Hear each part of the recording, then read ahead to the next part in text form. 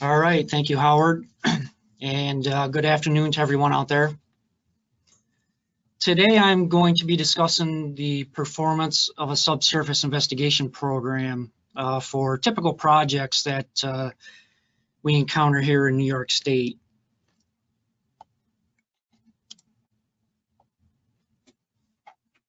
So some of the specific topics I will cover: what proposed project information is needed prior to starting the program, what goes into evaluating the site geology and the site history, the different types of investigation methods that are available out there to collect soil and groundwater samples, evaluating the subsurface investigation data that's collected, determining the soil parameters that go into a project design, the foundation design report or the geotechnical report, and finally inspections during the construction phase to verify that the information gathered during the investigation, as well as verifying the completed construction conforms to the geotechnical report recommendations.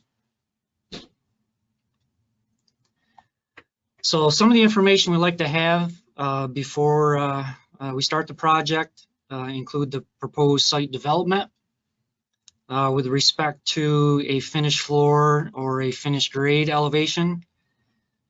Specifically, if there's any significant cuts or fills required to achieve those finished elevations. There are instances where significant fills can cause underlying soils to settle to great depths. Vice versa, deep cuts in clay or saturated granular soils can be problematic, which might require extensive shoring and dewatering design. So we just like to know a little bit of background on the project. That way we can make sure we're investigating to the appropriate depths. It's also good to know the structure type. If the structure is going to be steel frame, concrete, masonry, wood, that gives us a general idea of the loading of the building. If there's any retaining walls, a lot of times retaining walls are kind of an afterthought, but it's a good idea to investigate the soil and groundwater conditions for retaining walls on the projects. It's also good to know too if there's going to be any basements, particularly for deep basements. And again, that's so we can make sure that we're going deep enough with our borings and properly evaluating groundwater elevations. If the structural loads are known, it's always nice to have those. With those, we can estimate the foundation size to do a detailed bearing capacity evaluation, as well as anticipated foundation settlement. If we have that information up front, we can be a little bit more detailed in our recommendations as far as bearing capacity, which I'll talk about a little bit later in the presentation. As far as the settlement criteria goes, typically 1 inch total and half-inch differential settlement is considered tolerable for most structures. However, recently have seen some science buildings, some medical structures, which have tighter settlement tolerances. As well as on the other hand, some structures such as wind turbines can tolerate a couple 2 to 4 inches of total settlement as long as the differential settlement is kept to a minimum.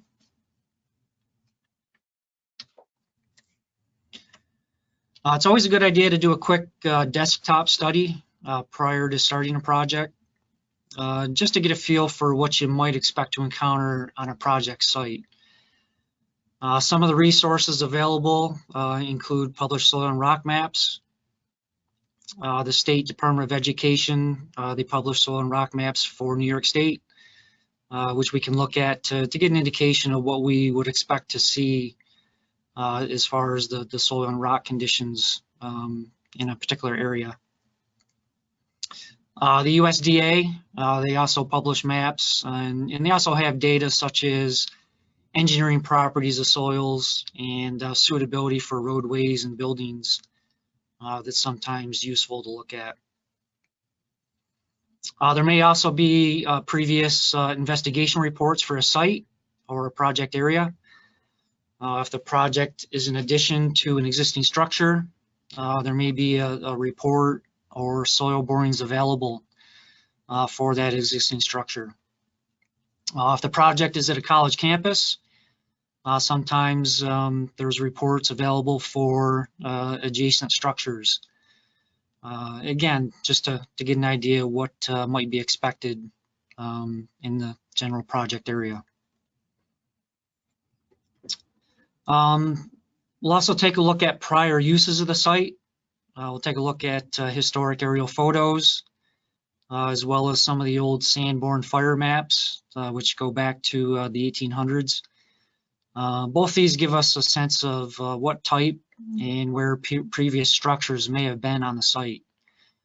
It's also good to know if there's any hazardous materials stored or if there's any reported spills.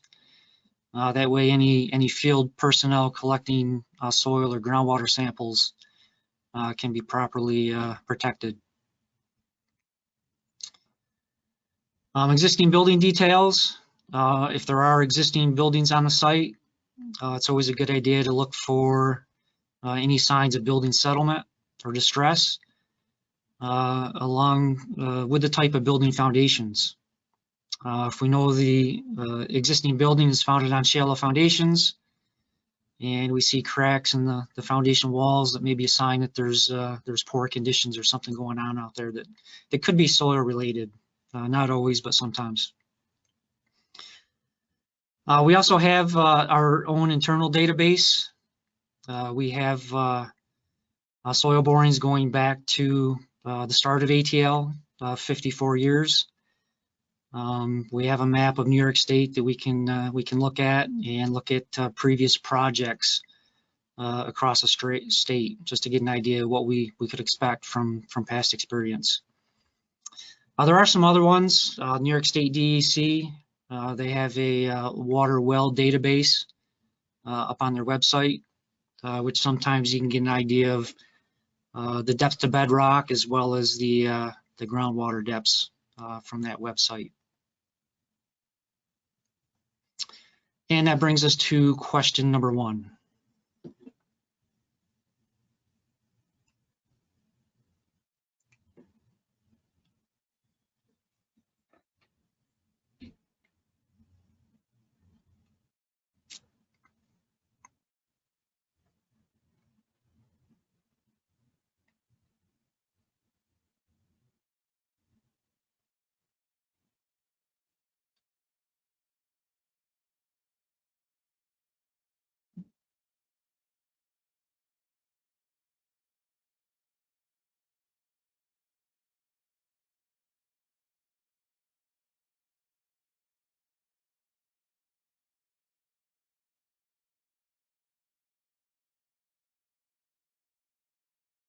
Go ahead, Brian, please continue.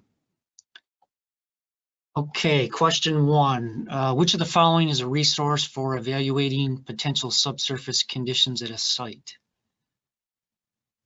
The answer is D, published soil rock maps, as well as previous subsurface investigation reports. So to get into the investigation program, there are several methods that can be used to investigate the subsurface conditions. The typical ones that we see in New York State include the conventional soil borings, test pits, cone penetrometer testing, and monitor well installations to monitor groundwater. And in accordance with the building code, the investigation shall be in accordance with generally accepted engineering practices, and the RDP, or registered design professional, shall have qualified personnel on site during the program.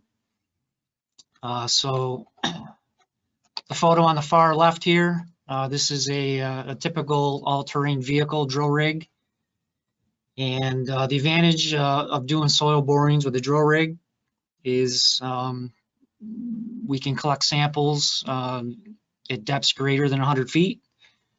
And we're basically disturbing or creating a hole no more than 3 to 4 inches in diameter to do that. So it's less intrusive. One of the drawbacks is the sample size, and I'll talk about a little bit later what those sample sizes are with a conventional boring. The middle photo, that's a test pit. Typically, test pits are good for shallow applications to evaluate subsurface conditions. One of the drawbacks of those, though, is it does create a relatively large hole. If you do a bunch of test pits within a building footprint, it's always important to make sure those test pits are properly backfilled. Otherwise, when you go in and construct a building, you're probably going to find some soft spots where those test pits were. But these are typically shallow, whatever you can reach with the excavator bucket. But they are good for collecting larger bulk samples to evaluate. And then the photo on the far right, that's a cone penetration equipment. And basically that is pushed into the ground, and the tip resistance as well as the skin friction along the sleeve of the cone is monitored as it's being pushed. One of the big advantages of this, especially with seismic cones, is you can collect shear wave data for the soils to more accurately determine what the seismic site classification of the site is. But one of the big drawbacks is there's no sample collection with this. It's just a matter of pushing the cone. The instrumentation does generate a expected soil type based off the cone tip and the sleeve friction resistance.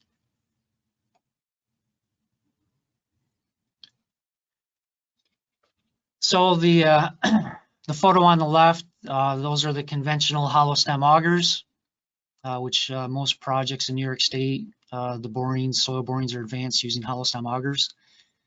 So what they are is they're basically anywhere from 3 1/4 to 4 1/4 inches in diameter. They're hollow. So during the boring, there's a plug that's placed in the bottom, and the drillers will auger down to whatever depth we want to take a sample at. Once they get to that depth, they can pull the plug out, and then they can drop this split spoon sampler down in the hole. And the split spoon sampler, it's 2 foot long, and it's about 1 3/8 inches diameter. So as I was mentioning, that's one of the drawbacks of this. It's we're only collecting a very small sample size. But once the sampler's down in the hole, then it's going to be driven with a 140-pound hammer, which drops 30 inches, and we record the blow counts as that sampler is being driven to get an idea how dense the soil is, which I'll talk about a little bit later. So once we pull the sampler out of the ground, then we can open up the sampler and we can evaluate what we have for the soils inside the sampler. So this is a quick, easy way to collect soil samples, and this is typically what's utilized across New York State. The other method is test pits. As I mentioned before, test pits are good because we get a larger sample size. They're also good because you can get an idea what the groundwater conditions are. You can get an idea exactly where water's at the project site, but you can also get an indication of what the water conditions are as far as flow, which is important for the contractor if they're going to have to do any dewatering at the site. The other thing that is good from a contracting standpoint is how the excavation sidewalls stand up, which is another good thing with the test pits.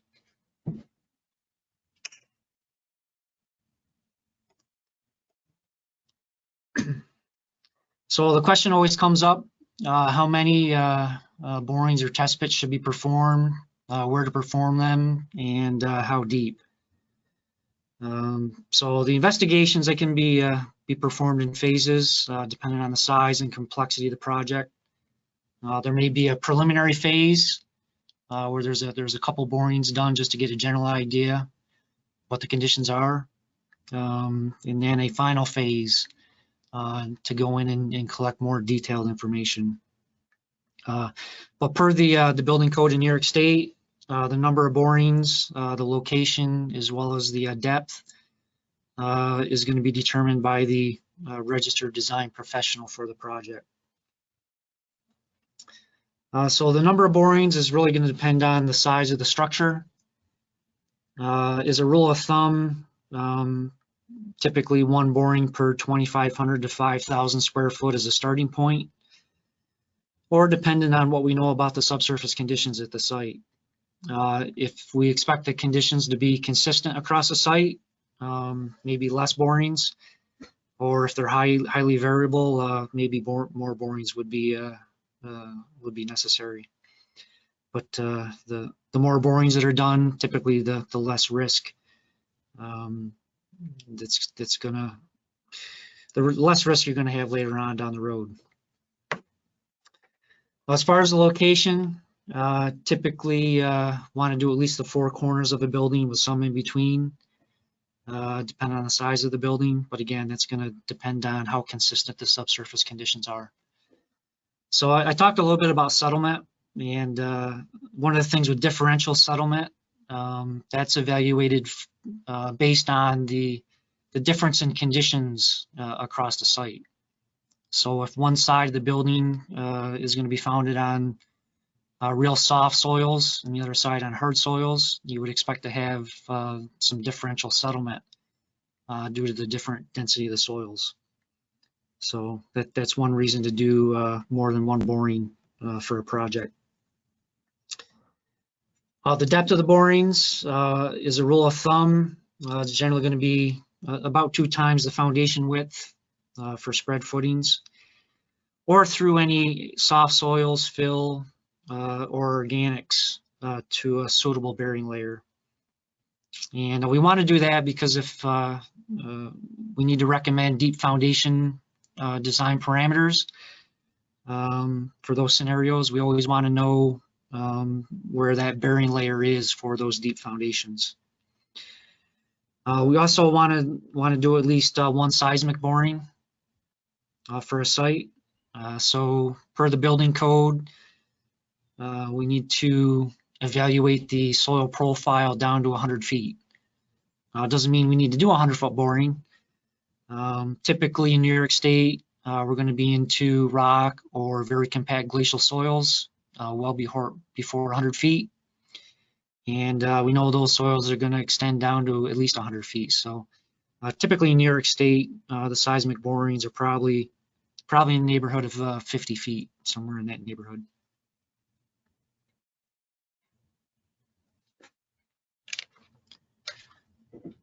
As far as access to the boring locations need to be evaluated early on in the project. For water borings, we need to determine how to get barges, any equipment into the water. Boat launches could be close by, or they could be several miles away from the boring location. In some areas, if land access is good, we can typically set the equipment in using a crane. For land borings, you determine if the site is truck accessible or if an all-terrain rig is needed. We also need to know the lay of the land, if there's any slopes. As you can see from the photos, some of the slopes, particularly for faces of dams, require a special drill rig or setup to be able to perform a vertical boring on a slope. Also need to know if any clearing is required, such as trees or snow, as well as underground utilities, which is very important. And those need to be called in at least 3 business days before we can go out there and perform any borings.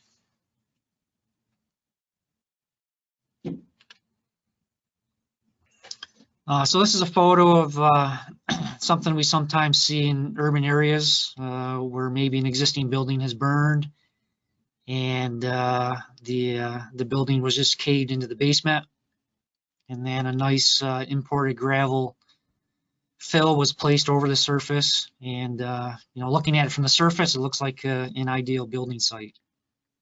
But this was a project where the owner wanted to construct a parking lot, and a couple of the soil borings in this area had indicated some fill material, and recommended that all the fill material be removed. The owner, however, just being that it's a parking lot, didn't want to spend the money on it, so test pits were performed just to get an idea of how bad or what the makeup of the organic materials were that were in the boring. And as you can see, this is what was found. The problem with this is that these materials will decay over time, and there's a lot of voids in this scenario. So it was recommended again that they remove all that and then replace it just for a parking lot. The interesting thing is there was a parking lot next to this area where the existing parking lot had a lot of sinkholes and a lot of surface depressions. And that's exactly what you would expect to happen if you placed a parking lot over these types of materials.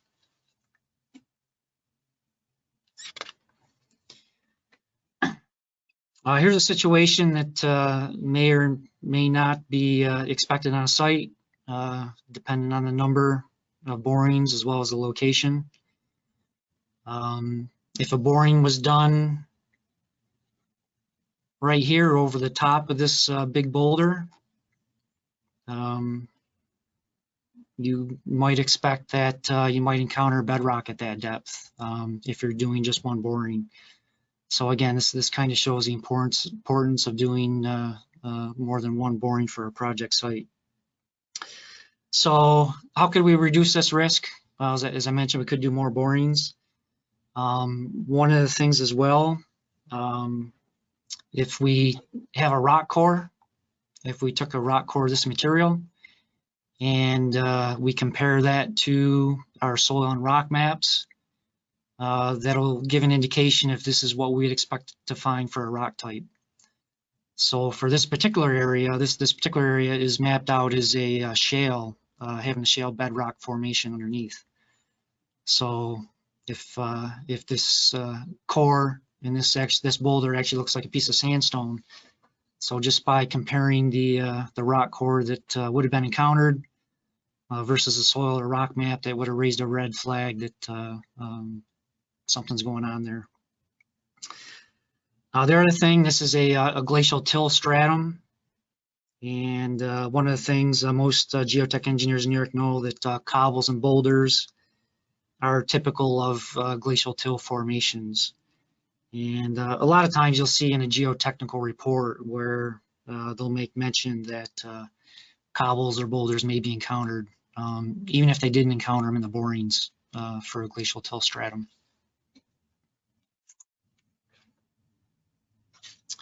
And that brings us to question number 2.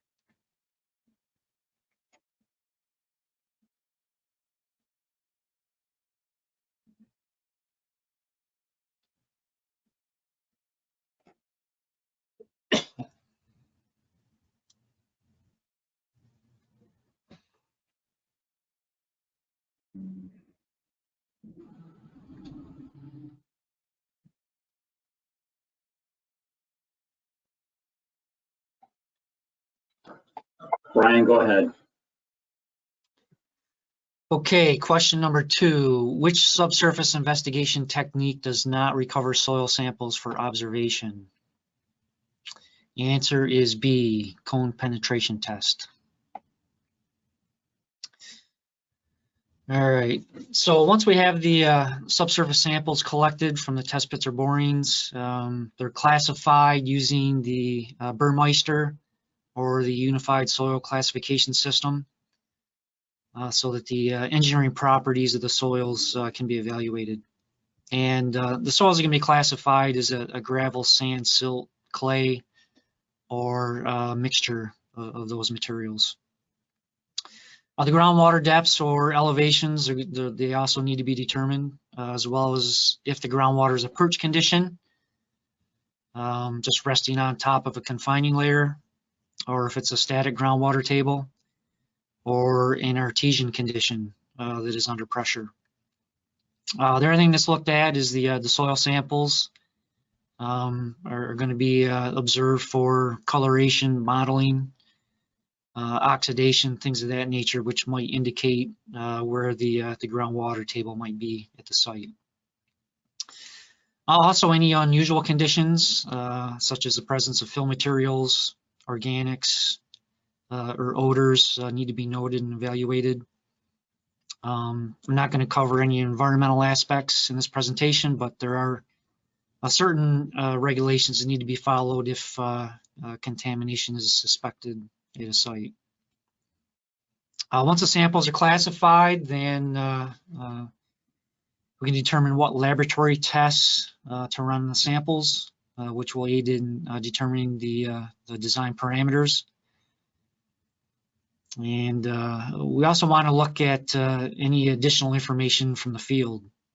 You know, the lay of the land, if there's any steep slopes, any rock outcrops, evidence of fill, adjacent groundwater bodies. If we do see rock outcrops, that could be an indication that rock is shallow, or an indication that rock is going to be variable across the site. If there's any adjacent water bodies, then there's a good chance that groundwater is going to be relatively shallow as well. So this is just a typical soil boring log. I just want to discuss a few things on this.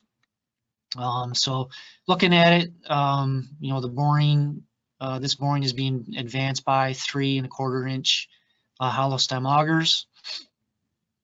And you can see down here on the left, the depth method of advance, again, augers all the way down through.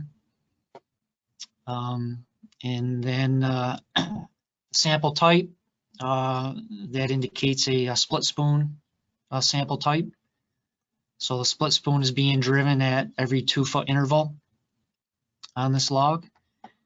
And this is this column right here is important as far as giving us an indication of how dense or how stiff the soils are. And these are how many blows per 6 inches with the 140-pound hammer that it takes to drive that split spoon into the ground. So again, you can envision the more blows it takes, the harder or stiffer the soils are going to be. And over here, the classification of the material.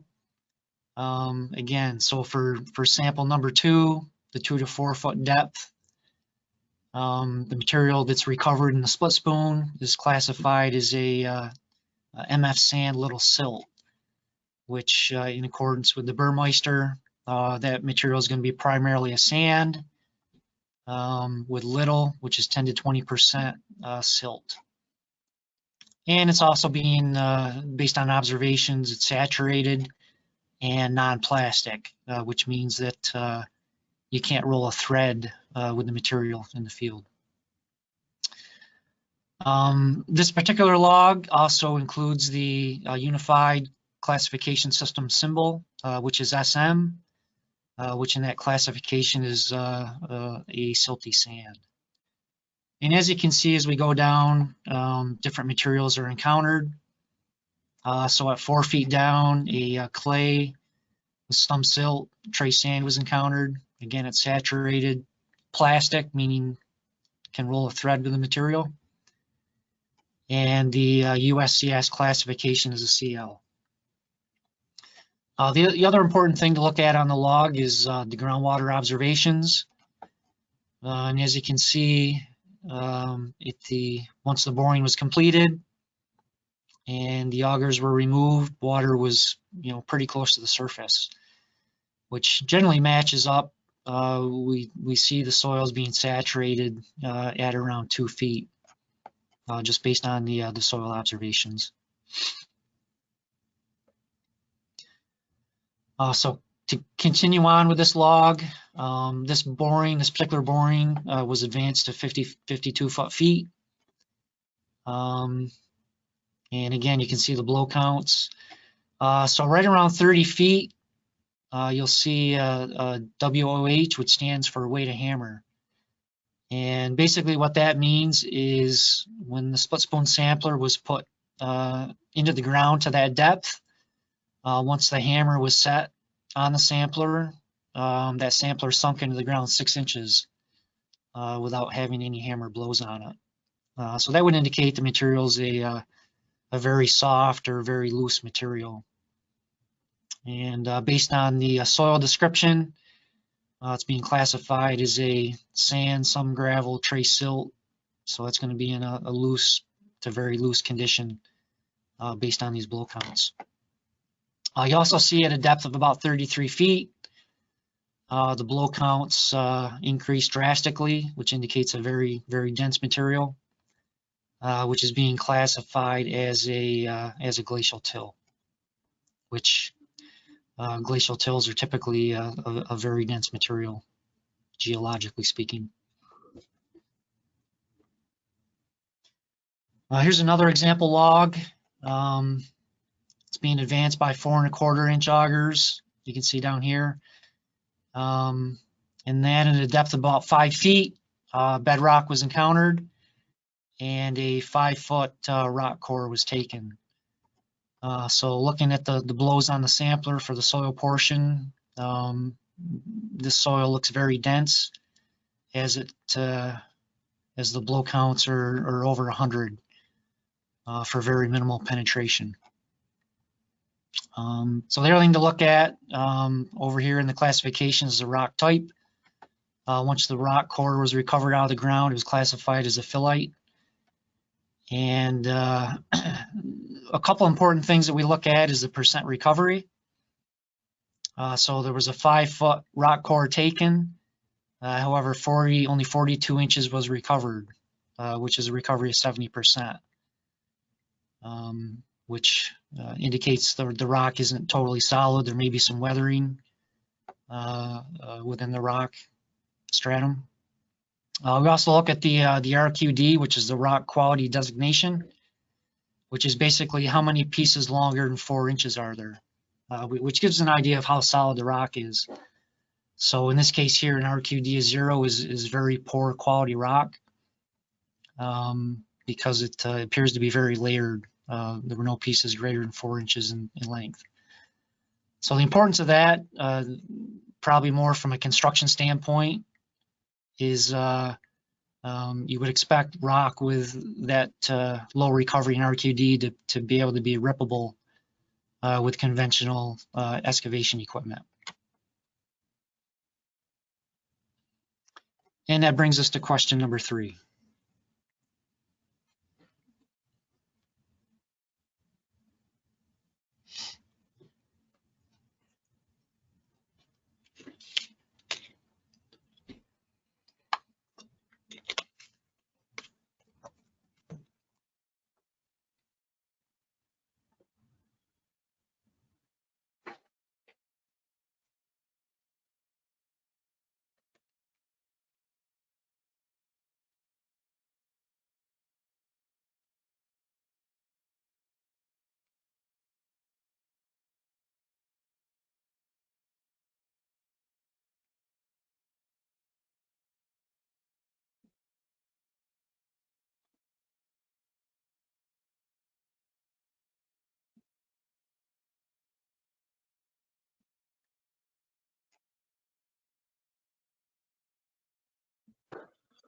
Brian, go ahead. Okay, question number 3. Who should determine the depth and number of borings or test pits to perform for a project? The answer there is B, registered design professional. So once we have the logs complete, then we can determine what parameters we want to use to evaluate the geotechnical aspects of the project, such as bearing capacity, settlement, slope stability. And the typical parameters that we're interested in are the internal friction angle, the cohesion for any fine-grained soil, silts and clays, the unit weight, compressibility, shrink swell potential, and then Poisson's ratio and elastic modulus, which go into settlement calculations. So depending on the complexity of the soils in the project, these parameters can be estimated through experience or in empirical tables or higher level lab testing. Some of the simpler, less expensive tests are called index tests, which include moisture content, sieve analysis, as well as Atterberg limits, which can be utilized for some of the smaller projects to evaluate bearing capacity and settlement. Some of the higher level, more expensive tests include consolidation and triaxial shear tests, which are typically performed on softer cohesive soils to evaluate the bearing capacity and settlement for foundations constructed on those soils.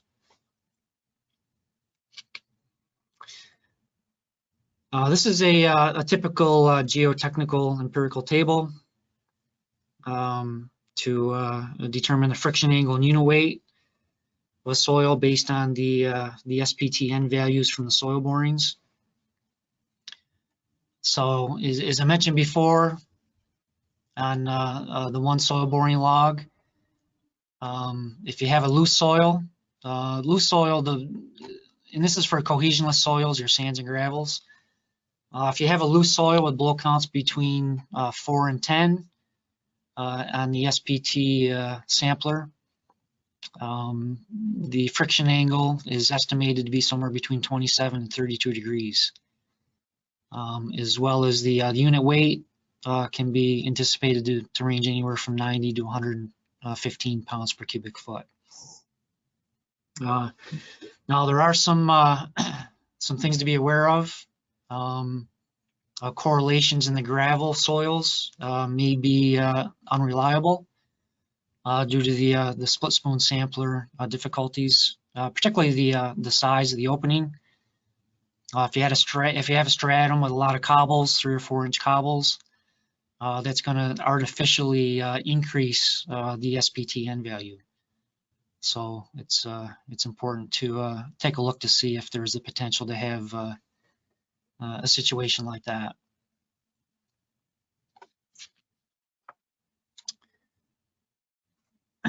So the design soil bearing capacity recommendations that us geotechnical engineers typically provide is going to be the lesser value of where the soil fails in shear, or the value where the settlement criteria for the structure is exceeded. And for most projects I've seen in New York, the settlement value is the one that's typically going to control the design. And there are several published methods for evaluating bearing capacity for both shear failure and settlement. There are empirical methods based on experience and published tables or formulas. And this is a general formula for the bearing capacity equation to determine the ultimate bearing capacity. And there's basically 3 terms to it. There's a cohesion term if you have cohesion soils, silts and clays that are plastic. There's a surcharge term, which is the soil that's above the foundation depth. And then there's the soil that's below the foundation, which goes into the calculation. And as you can see, part of the calculation is the footing width. So as I talked about early on in the presentation, it's always a good idea to, as geotechs, if we know what the foundation width is, we can better estimate a bearing capacity for the project. And the end numbers here, those are bearing capacity factors, which basically you can find those in any geotechnical textbook, which is based on the friction angle of the soil.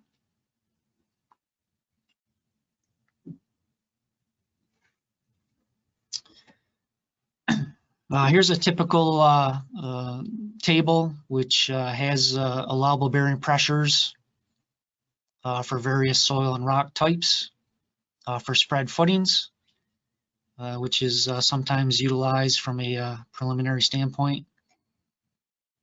So just to take an example, if we had a boring log that showed a fine and medium sand with some silt and some clay in it, and if it was loose, if we had blow counts on the sampler, 4 to 10 blows, the estimated allowable bearing pressure is going to be about 3 kips per square foot.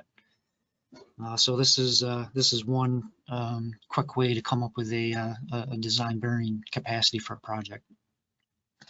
And the New York State Building Code also has a similar table for various soil types. And that brings us to question 4.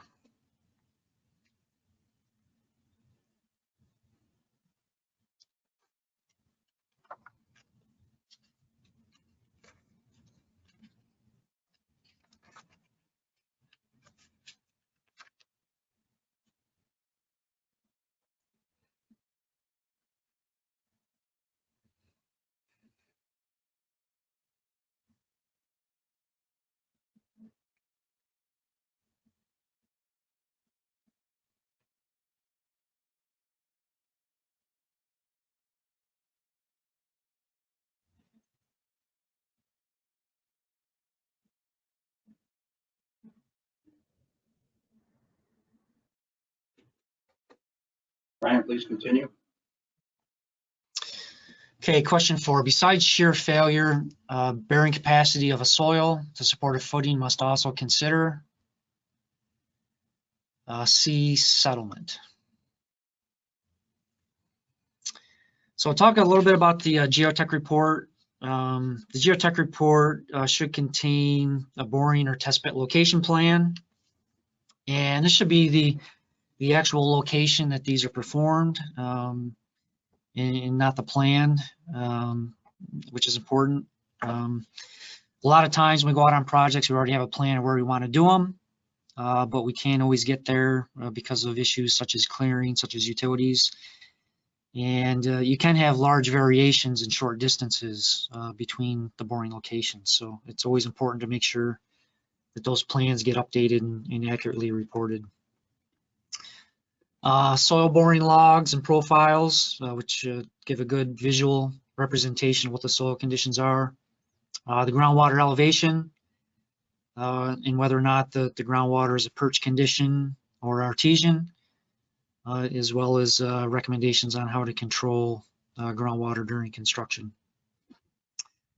Recommendations for foundation type and design criteria for both shallow and deep foundations, such as the bearing capacity. What the total and differential settlement is expected based on the recommended foundation type and the building loads. Any deep foundation information such as specifications for testing. Any special design or construction provisions for expansive soils or expansive bedrock. There are areas along the Mohawk Valley that do have expansive shale that sometimes needs to be dealt with.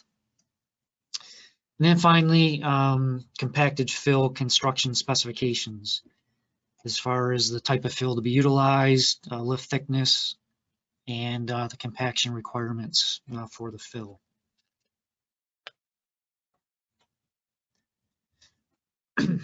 So during the construction phase, this is where we get to see how the actual site conditions match up with the subsurface investigation information that was gathered.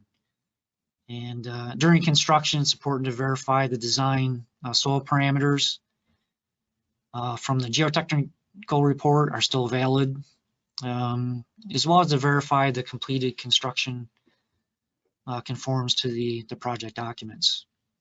If conditions vary during construction, then the engineering representative will provide recommendations to mitigate these variations to the design team. So it's typical to recommend to have a geotechnical engineer on site to monitor the subgrade preparation activities for foundations, slabs, and pavements. Monitor earthwork activities such as the cuts and fills performed at a site. Identify the bearing stratum to verify the foundations will rest on the soil or rock types which were identified in the geotech report. Confirm the subgrade is stable and meets the design bearing capacity. The other thing that's important to check is to make sure that the plans, the bearing capacity reference in the plans matches the recommendations in the geotech report, or at least does not exceed the geotechnical report recommendations. Observe proof rolling of finished subgrades using the specified equipment, which could be a roller, a truck, whatever specified by the geotechnical engineer. Observe the removal of unsuitable material, which would be identified during the proof rolling process, as well as document the extent of any unsuitable material. And then finally, monitor placement of suitable fill materials. Make sure the specified material, lift thickness, and density is achieved for the fill. So this is a photo of a foundation excavation. As you can see, there's standing water and mud at the subgrade surface that the foundation is going to bear on. And mud has 0 bearing capacity per the building code. So for this project here, the recommendations to remediate this situation were identified pretty clear in the geotechnical report. They basically identified there was a perch water condition, and in the report recommended that if you have a situation like this, just to over excavate to a suitable bearing stratum, and then bring it back up with a structural fill, along with some construction dewatering using some sump pumps.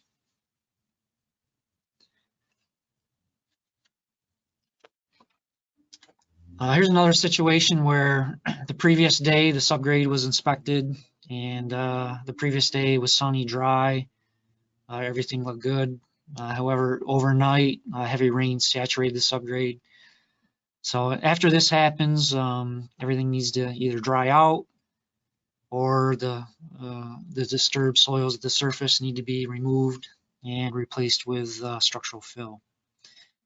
So sometimes it's, if you know the weather conditions and this might happen, might be a good idea to place a mud mat to protect the foundation subgrade soils, or to place a crushed stone layer to prevent the soils from becoming disturbed, as well as provide a drainage media to dewater the excavations.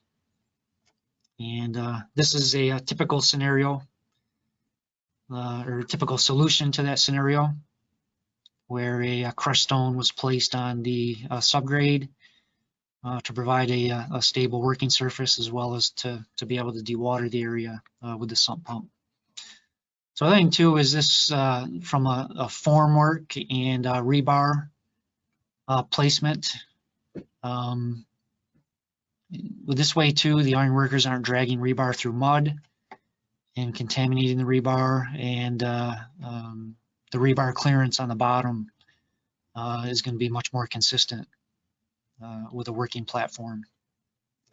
The question always comes up too is whether or not to use fabric with an open graded stone, and that really depends on the soil conditions, the native soil conditions, as well as the groundwater condition. So if you have real sandy soils and you have water flowing in, that could potentially cause these soils to migrate into the stone.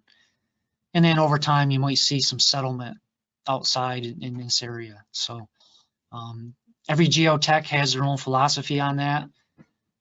We typically recommend using no more of 6 inches of crushed stone for a working platform. If you have to use more than 6 inches, then we recommend wrapping the stone in some sort of filter fabric to prevent the migration of fines. Here's a situation where the borings identified about 8 feet of organic material, and it was more economical to over excavate that material than it was to put in a deep foundation system. So the geotech representative was on site to monitor the removal of the organic material down to the proper depth, making sure the foundation width was proper, as well as to test and monitor the backfill as it was being placed in lifts and compacted on the way up. Talked a little bit about proof rolling. This is a typical tandem axle dump truck, which is used for proof rolling and to evaluate the subgrade stability. So basically just watching the travel of the truck to identify if there's any rutting or pumping, which would indicate an unstable area. And the older ACI 302 documents for slabs used to recommend proof rolling is a better method for evaluating the slab subgrade support than compaction testing. Another method is proof rolling with a smooth drum roller. This is also good because the subgrades can be sealed if there was any rain expected. It's always good to seal the subgrades so water doesn't penetrate into them. One of the things with the rollers is they don't have the contact pressure that a tandem axle truck would have. So you may not be able to identify unstable areas as readily with a roller. And here's a situation where this area was rolled with a roller, didn't look too bad.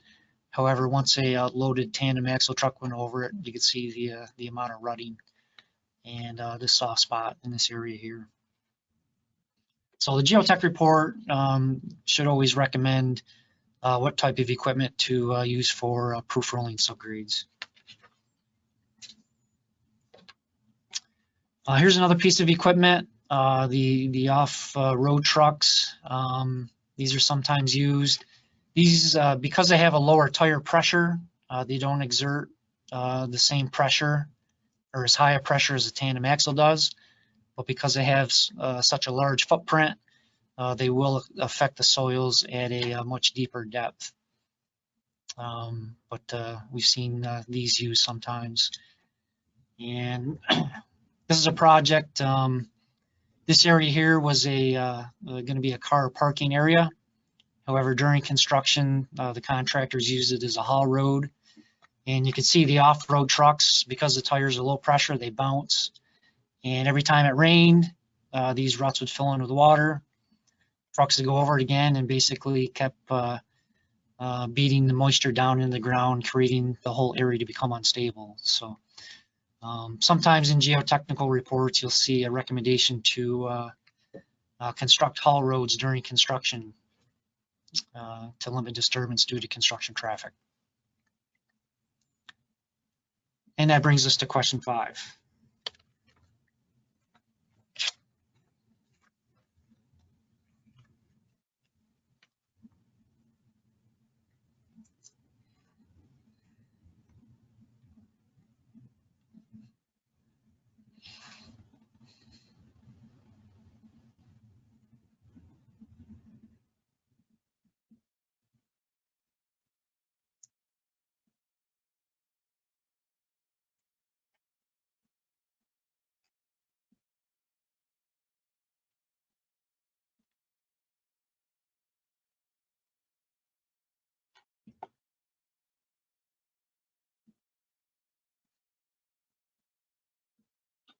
Please continue, Brian. Okay, what site work activities is it appropriate to have a geotechnical engineer or their representative on site to observe? The answer is D, all of the above. And that concludes my presentation. We do have an upcoming webinar, September 30th, on environmental sediment sampling with Cheyenne Dashnaw.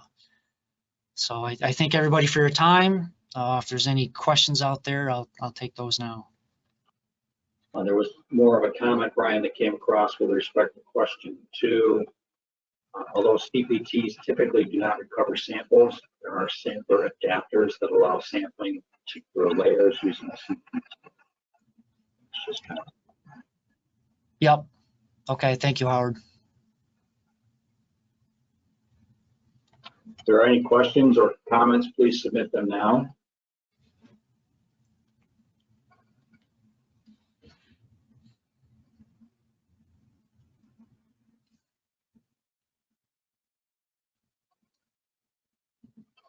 Brian, there are no comments, so therefore we will conclude our presentation for today.